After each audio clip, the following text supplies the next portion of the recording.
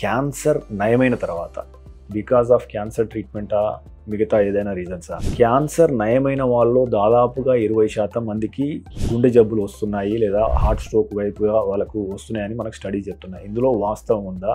So దీనికి గల కారణాలు ఏంటి? So that's very important and good question. దీంట్లో 2-3 ఆస్పెక్ట్స్ ఉన్నాయి. ఒకటి, క్యాన్సర్కి సంబంధించిన ట్రీట్మెంట్ చాలా అడ్వాన్స్ అయిపోయింది. సో క్యాన్సర్ తోటి ఒక డికేడ్ 2 decades బ్యాక్ చూసుకుంటే సర్వైవల్ అంత బాగుండేది కాదు.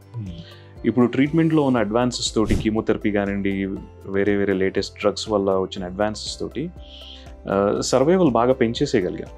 వీళ్ళు కూడా క్యాన్సర్ పేషెంట్స్ కూడా they're able to lead normal and relatively healthy and good quality of life for many years. So ఈ లాంజివిటీ పెరిగినప్పుడు ఆటోమేటిక్గా risk factors are going to catch up. Diabetes కానివ్వండి, బ్లడ్ ప్రెషర్ కానివ్వండి, ఇట్లాంటివన్నీ. దానివల్ల హార్ట్ డిసీజ్ అని ఇంకా న్యాచురల్గా ఎఫెక్ట్ చేస్తాయి కదా. వయసు పెరిగే కొద్దీ ఈ డిసీజ్ అని కూడా దే క్యాచ్ అప్ అన్నట్టు. అదొకటి.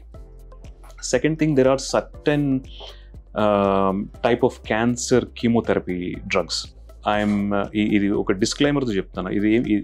This doesn't mean we should not use those drugs.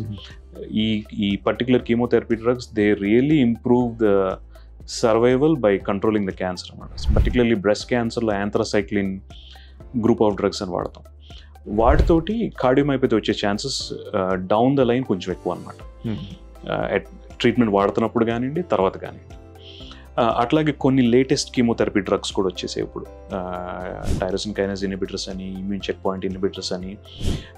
వీటితోటి ఏమవుతుందంటే కొన్ని మనకి హార్ట్ అటాక్స్కి, కార్డియాక్ డిసీజ్కి సంబంధించిన రిస్క్ ఫ్యాక్టర్స్ ఉన్నాయి చూసారా, డయాబెటీస్ కానివ్వండి, హైపర్ టెన్షన్ కానీ, ఆ ఇన్సిడెన్స్ పెరుగుతుంది అనమాట. And as a result heart disease అనేవి కూడా పెరుగుతుంది.